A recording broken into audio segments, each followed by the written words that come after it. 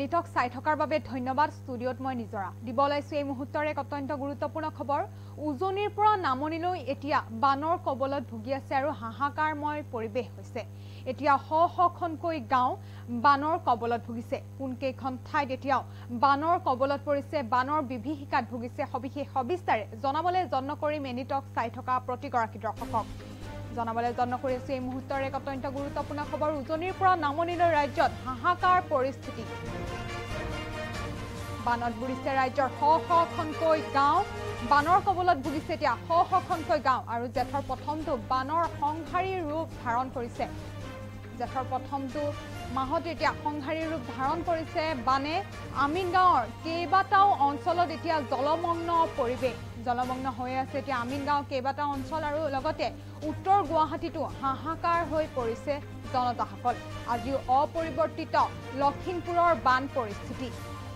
নাওবৈচা আৰু ৰঙা নদীৰ সমষ্টিৰ ৩ শতাধিক গাঁও আজিও জলমগ্ন পৰিৱেশ হৈ আছে, জলমগ্ন হৈ আছে আৰু লগতে বুঢ়া লুইতৰ খহনীয়াৰ প্ৰবল ৰূপ শিৱসাগৰৰ আমিন গাঁৱত। আমিন গাঁৱতো ভয়াৱহ পৰিস্থিতি হৈছে। আজানপীৰৰ দৰগাহৰ লগতে সৰাগুৰি চাপৰিত ২০০০ পৰিয়ালত হাহাকাৰ পৰিৱেশ হৈছে। মাৰ্ঘেৰিটাৰ নৈপৰীয়া বহু অঞ্চল এতিয়া বানৰ বিভীষিকাত ভুগিবলগীয়া হৈছে।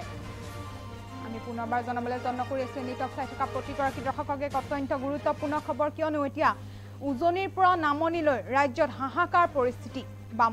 বানত ভুগিছে এতিয়া ৰাজ্যৰ শখনকৈ গাঁও। জেঠৰ প্ৰথমটো বানত সংহাৰী ৰূপ ধাৰণ কৰিছে। আমিন গাঁৱৰ কেইবাটাও অঞ্চলত এতিয়াও জলমগ্ন পৰিৱেশ। উত্তৰ গুৱাহাটীত এতিয়া হাহাকাৰ জনতাৰ মাজত। আজিও অপৰিৱৰ্তিত লখিমপুৰৰ বান পৰিস্থিতি। নাওবৈচা আৰু ৰঙা নদী সমষ্টিৰ ৩ শতাধিক গাঁও এতিয়া জলমগ্নত ভুগিছে আজিও। বুঢ়ালুইতৰ খহনীয়াত প্ৰবল ৰূপ শিৱসাগৰৰ আমিন গাঁৱত।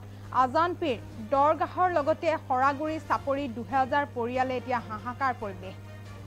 মাৰ্ঘেৰিটাৰ নৈপৰীয়া বহু অঞ্চল এতিয়া বানৰ বিভীষিকাত ভুগিছে। বানৰ প্ৰবল সোঁতে উটুৱাই নিছে বহু লোকৰ সপোনৰ ঘৰখন আৰু খহাই নিলে ঘাইপথ।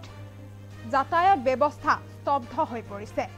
জনজীৱন এতিয়া স্তব্ধ হৈ পৰিছে। ৰাজ্যৰ গাঁৱত এতিয়া বিভীষিকাময় পৰিৱেশ হৈছে। উজনিৰ পৰা নামনিলৈ ৰাজ্যত এতিয়া হাহাকাৰ পৰিস্থিতি হৈছে। বানে উটুৱাই নিছে নিজৰ সপোনৰ ঘৰখন আৰু বানত বুৰিছে এতিয়া ৰাজ্যৰ শখনকৈ গাঁও। জেঠৰ প্ৰথমটো বানে সংহাৰী ৰূপ ধাৰণ কৰিছে। আমিন গাঁৱৰ কেইবাটাও অঞ্চল এতিয়া জলমগ্ন পৰিৱেশ হৈছে। জনতাৰ মাজত এতিয়া হাহাকাৰ পৰিৱেশ। সাধাৰণ লোকে এতিয়া হাহাকাৰ কৰিবলগীয়া হৈছে। নিজৰ সপোনৰ ঘৰখন, নিজৰ সামগ্ৰীসমূহ এতিয়া বানত উটি গৈছে আৰু উত্তৰ গুৱাহাটীত হাহাকাৰ হৈছে এতিয়া জনতাৰ মাজত। আজিও অপৰিৱৰ্তিত লখিমপুৰৰ বান পৰিস্থিতি।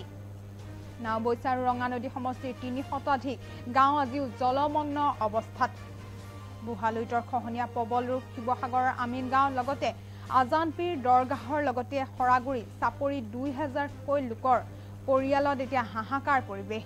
মাৰ্ঘেৰিটা নৈপৰীয়া বহু অঞ্চল এতিয়া বানৰ বিভীষিকাত ভুগিবলগীয়া হৈছে আৰু প্ৰবল বানৰ সোঁতে উটুৱাই নিছে নিজৰ সপোনৰ ঘৰখন।